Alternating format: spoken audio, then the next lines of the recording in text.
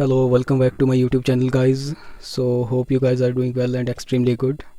So आज हम discuss करेंगे हिमाचल प्रदेश पंचायत सेक्रेटरी जो कि 2015 में एग्ज़ाम हेल्ड हुआ था, तो उसको आज हम डिस्कस करेंगे।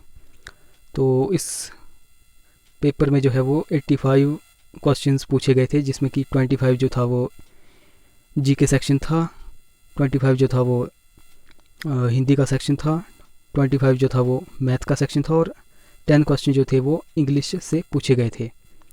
तो इस वीडियो में हम सबसे पहले जो है वो जीके सेक्शन कवर करेंगे। तो चलिए फिर शुरू करते हैं। तो आज का हमारा पहला क्वेश्चन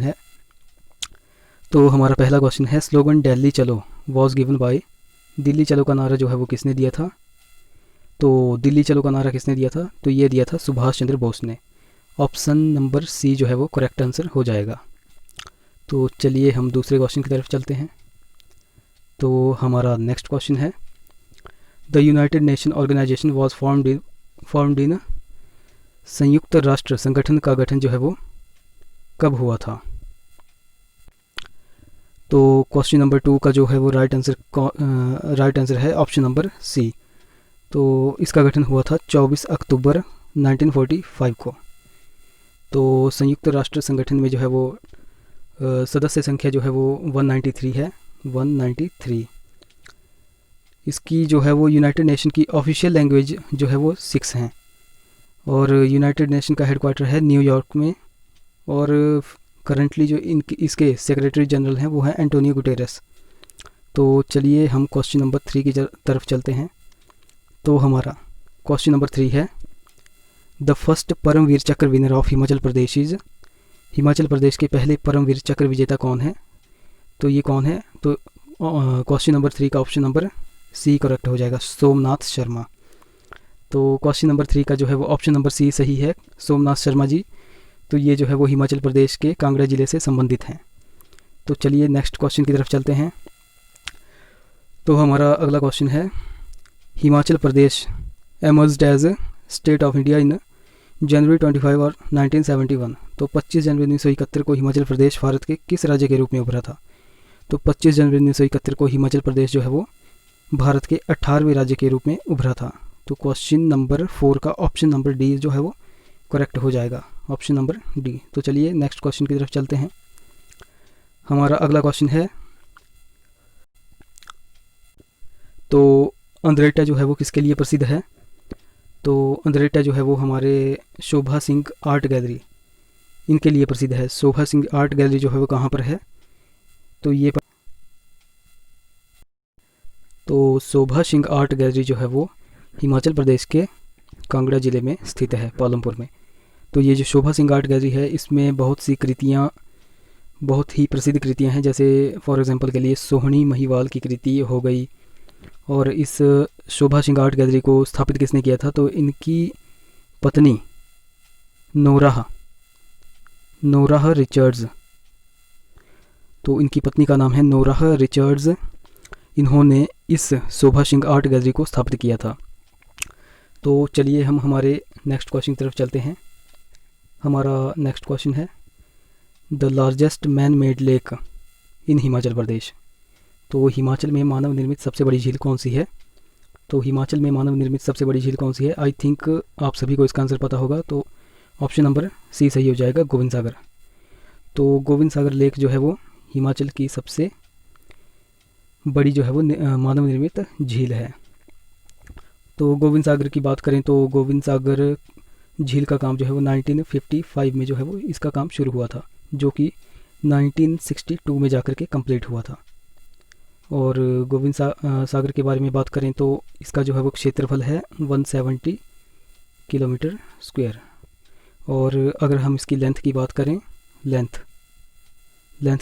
तो 90 किलोमीटर के क्षेत्रफल में ये फैली हुई है। तो चलिए नेक्स्ट क्वेश्चन की तरफ चलते हैं। तो हमारा क्वेश्चन नंबर 7 है, which of the following lakes is situated at Kinnaur district. तो निम्नलिखित में से कौन सी झील किन्नौर ज़िले में है? तो इनमें से किन्नौर ज़िले में कौन सी झील पाई जाती है? तो आपको बताना है।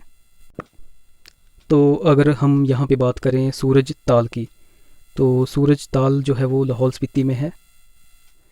चंद्रताल की बात करें तो ये भी लाहौल स्पीति में है। और कुमारवाह की बात करें तो ये मंडी डिस्ट्रिक्ट में है। तो आई थिंक इसका आंसर जो है वो आप लोगों को पता चल गया होगा। तो ऑप्शन नंबर डी सही हो जाएगा, नाको। नाको जो है वो किन्नौर ज़िले में पड़ती है। तो चलिए नेक्स्ट क्वेश्चन की तरफ चलते हैं। तो हमारा नेक्स्ट क्वेश्चन है question number 8, which one of the highest peak of Himachal Pradesh. तो हिमाचल प्रदेश की सबसे ऊंची चोटी कौन सी है। तो इनमें से आपको बताना है कि हिमाचल प्रदेश की सबसे ऊंची चोटी कौन सी है। तो इसका राइट आंसर हो जाएगा ऑप्शन नंबर डी, शिला। तो शिला की अगर बात करें तो इसकी हाइट है 7026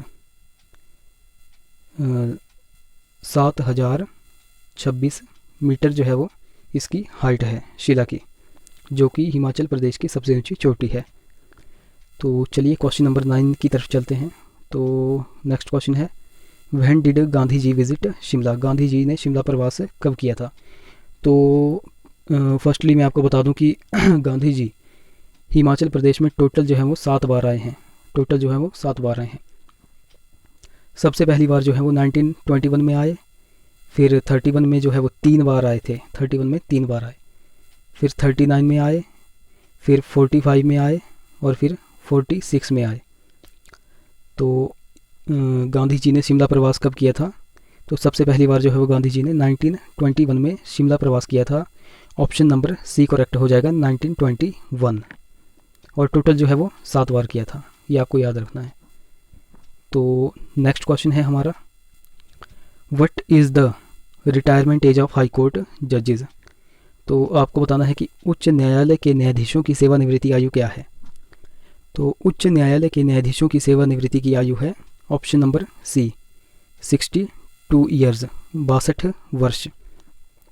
जो हमारा ओरिजिनल कॉन्स्टिट्यूशन था उसमें जो थी वो 60 साल हाई कोर्ट के जजेस की सेवानिवृत्ति की आयु थी, लेकिन जो है वो 15th अमेंडमेंट 1963 के तहत जो है वो 60 को जो है वो 62 वर्ष की कर दिया गया। तो आई थिंक आपको पता चल गया होगा। तो क्वेश्चन नंबर 10 का जो है वो ऑप्शन नंबर सी करेक्ट हो जाएगा। तो चलिए नेक्स्ट क्वेश्चन की तरफ चलते हैं। तो हमारा क्वेश्चन नंबर 11 है, when the deletion of right of property from the chapter of fundamental rights done. तो संपत्ति का अधिकार जो है वो मौलिक अधिकारों के अध्याय से कब निष्कासित किया गया। तो इस क्वेश्चन का जो है वो राइट आंसर हो जाएगा ऑप्शन नंबर डी, 1978 में 44th अमेंडमेंट। तो हमारा नेक्स्ट क्वेश्चन है, when was the national flag adopted. तो राष्ट्रीय ध्वज को जो है वो कब अपनाया गया था। तो इस क्वेश्चन का राइट आंसर हो जाएगा ऑप्शन नंबर बी, 22 जुलाई 1947। तो इसी दिन जो है वो संविधान सभा की बैठक हुई थी और इसी दिन जो है वो राष्ट्रीय ध्वज को अपना लिया गया था। तो हमारा नेक्स्ट क्वेश्चन है, McMahon line is related to. तो मैकमोहन रेखा जो है वो किससे संबंधित है। तो आपको बताना है ये अमेरिका रूस से है, भारत पाकिस्तान या नेपाल बांग्लादेश या भारत और चीन। तो क्वेश्चन नंबर 13 का जो है वो करेक्ट ऑप्शन हो जाएगा ऑप्शन नंबर डी, भारत और चीन। तो मैकमोहन रेखा जो है वो सर हेनरी मैकमोहन ने 1914 में शिमला सम्मेलन में जो है वो तिब्बत और भारत के उत्तर पूर्वी क्षेत्रों के बीच इस सीमा रेखा का जो है वो सीमांकन किया था। तो आपको याद रखना है सर हेनरी मैकमोहन ने 1914 में। तो हमारा नेक्स्ट क्वेश्चन है question number 14, state centre joint sector 750 megawatt Lohri hydel project in district Shimla is built on which river. तो राज्य तथा केंद्र सरकार द्वारा बनाई गई 750 मेगावाट की लोहड़ी विद्युत परियोजना जिला शिमला में किस नदी पर बनाई गई है। तो लोहड़ी विद्युत जल परियोजना जो है वो सतलुज नदी पर बनाई गई है। ऑप्शन नंबर डी जो है करेक्ट हो जाएगा। तो हमारा नेक्स्ट क्वेश्चन है, international women's day is celebrated on. अंतर्राष्ट्रीय महिला दिवस जो है वो कब मनाया जाता है। तो आपको बताना है कि अंतर्राष्ट्रीय महिला दिवस जो है वो कब मनाया जाता है। तो ये मनाया जाता है 8 मार्च को। ऑप्शन नंबर ए जो है वो करेक्ट हो जाएगा। तो हमारा नेक्स्ट क्वेश्चन है question number 16, which is the smallest district of Himachal Pradesh area wise. तो आपको बताना है कि हिमाचल प्रदेश का क्षेत्रफल के आधार पर सबसे छोटा ज़िला कौन सा है। तो आई थिंक हिमाचल वालों को तो सभी को पता होगा कि क्षेत्रफल की दृष्टि से देखें तो हमीरपुर जो है वो हिमाचल का सबसे छोटा ज़िला है। तो हमीरपुर की अगर बात करें तो इसकी स्थापना कब हुई थी, तो इसकी स्थापना हुई थी 1 सितंबर 1972 को जो है वो हिमाचल का ज़िला बना था। और अगर बात करें तो हिमाचल के इसी ज़िले में हमीरपुर में ही हिमाचल की सबसे अधिक साक्षरता दर है, जो कि कितनी है 88.15%। ओके, तो चलिए अब हम हमारे नेक्स्ट क्वेश्चन की तरफ चलते हैं। तो हमारा नेक्स्ट क्वेश्चन है what is the minimum age limit for becoming a member of Rajya Sabha. तो आपको बताना है कि राज्यसभा का सदस्य बनने के लिए कम से कम आयु कितनी होनी चाहिए। तो राज्यसभा का सदस्य बनने के लिए जो है वो न्यूनतम आयु 30 वर्ष होनी चाहिए। ऑप्शन नंबर ए करेक्ट हो जाएगा। और अगर हम लोकसभा की बात करें तो लोकसभा के लिए न्यूनतम आयु जो है वो 25 वर्ष निर्धारित की गई है, 25। तो हमारा नेक्स्ट क्वेश्चन है question number 18, revenue training institute is situated eight. तो राज्य प्रशिक्षण संस्थान कहाँ पर स्थित है। तो आपको बताना है कि रिवेन्यू ट्रेनिंग इंस्टीट्यूट जो है वो कहाँ पर स्थित है, हिमाचल में। तो जिन्होंने जो है वो पटवार का एग्ज़ाम क्लियर किया होगा या पटवार का एग्ज़ाम दिया होगा तो उनको तो पता ही होगा कि इसका जो है वो संस्थान कहाँ पर है, हिमाचल के जोगिंदरनगर में। ऑप्शन नंबर सी करेक्ट हो जाएगा, जोगिंदरनगर। तो चलिए हम हमारे नेक्स्ट क्वेश्चन की तरफ चलते हैं। तो हमारा नेक्स्ट क्वेश्चन है question number 19, which is the oldest Veda. तो सबसे पुराना वेद इनमें से कौन सा है। तो सबसे पुराना वेद जो है वो ऋग्वेद है, ऋग्वेद। Option number A.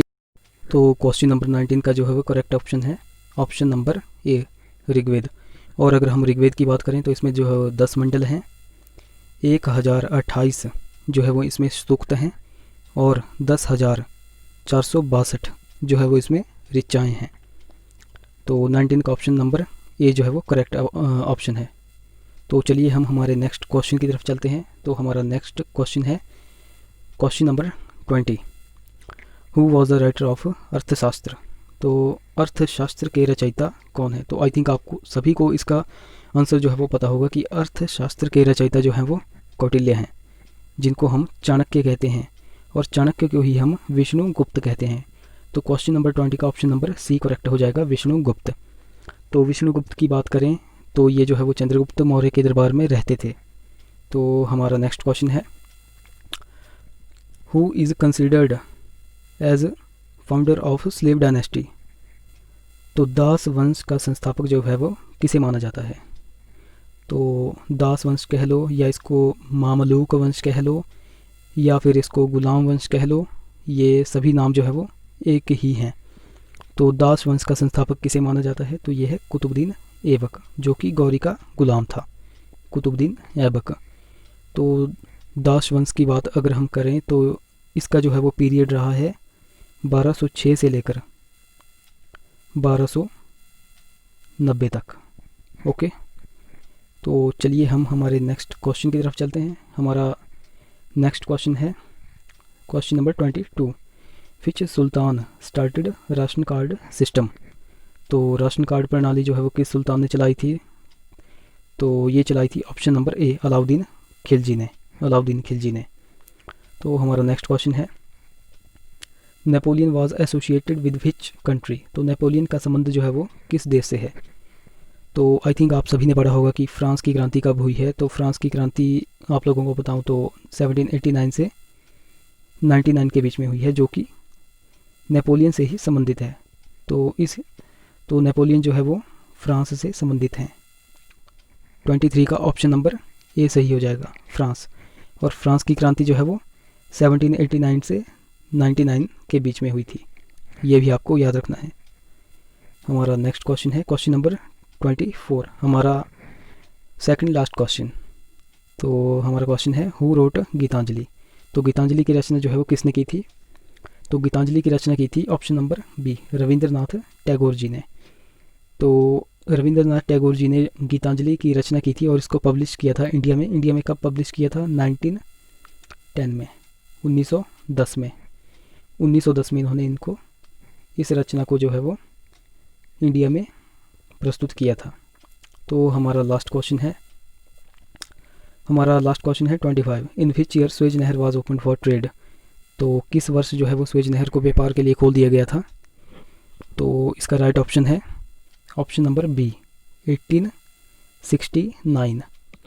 और अगर आपसे फुल डेट पूछ लें तो आपने बताना है 17 नवंबर 1869। और अगर हम स्वेज नहर की बात करें तो ये भूमध्य सागर और लाल सागर को जोड़ती है।